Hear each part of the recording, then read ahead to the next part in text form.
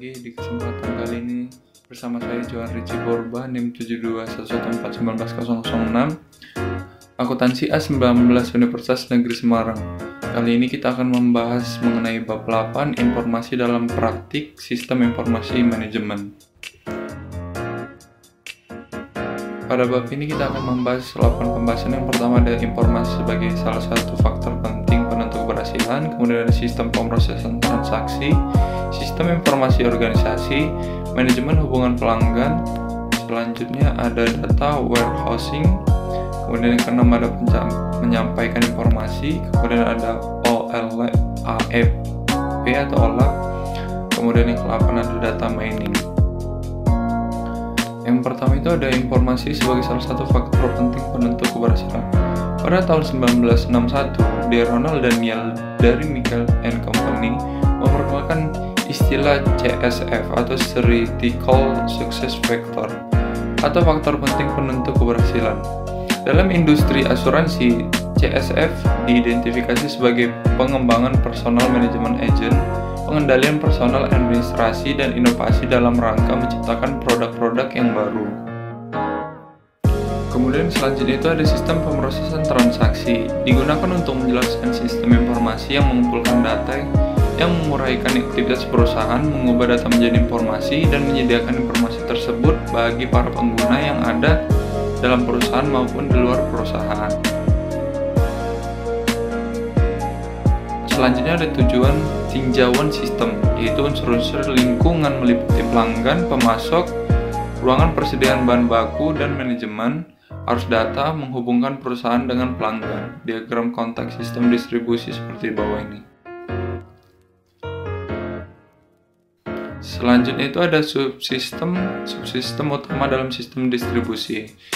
Yang pertama itu berhubungan dengan memenuhi pesanan pelanggan, yang kedua dengan memesan penggantian persediaan dari pemasok, dan yang ketiga dengan pemilihan buku besar perusahaan. Selanjutnya itu ada sistem yang memenuhi pesanan pelanggan.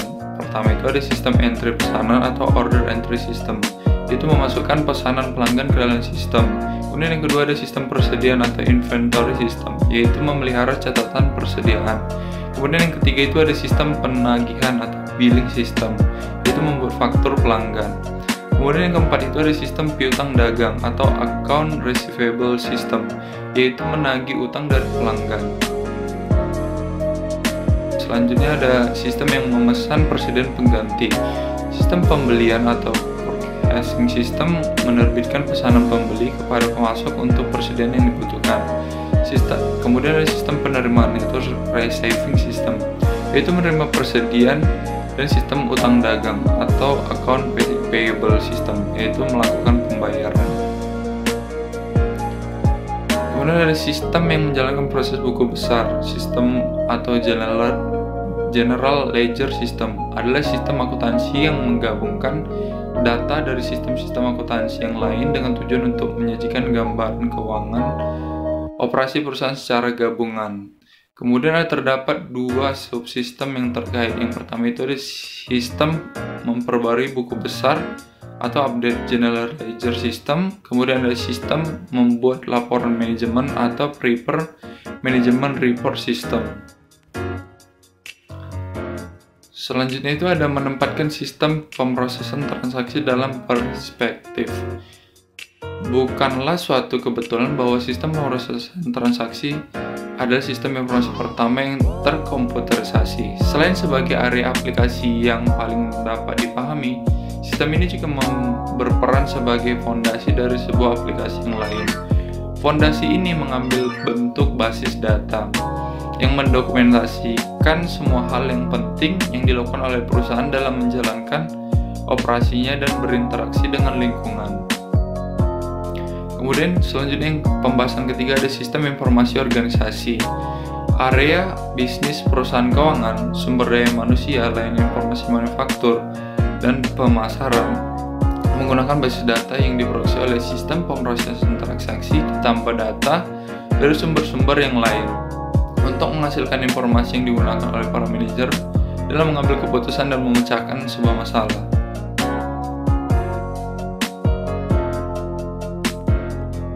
Kemudian ada sistem informasi pemasaran.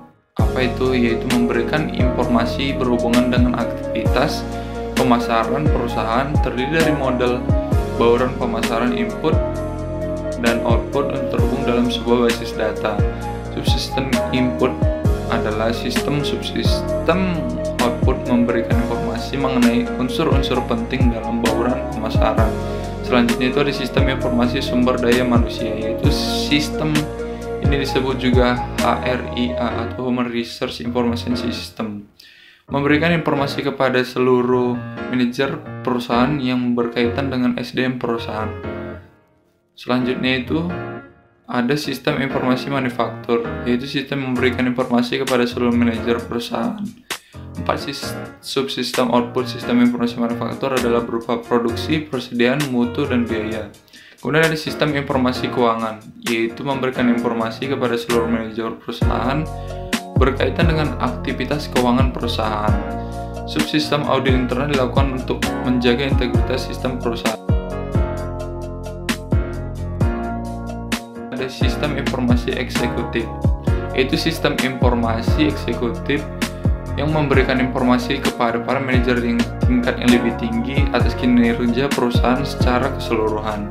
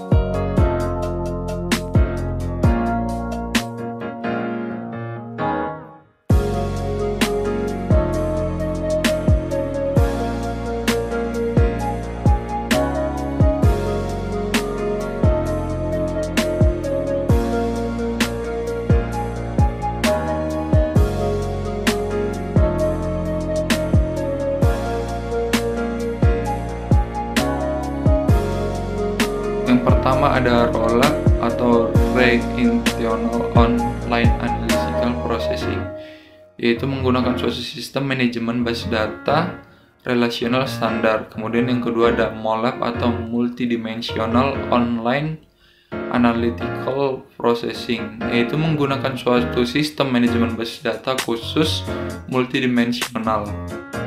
Selanjutnya ada data mining atau yang terakhir, yaitu menemukan hubungan dalam data yang tidak diketahui oleh pengguna. Data mining membantu pengguna dengan menemukan hubungan dan menyajikan dengan cara yang dapat dipahami sehingga hubungan tersebut dapat menjadi dasar pengambilan keputusan. Terdapat dua cara dasar melakukan data mining.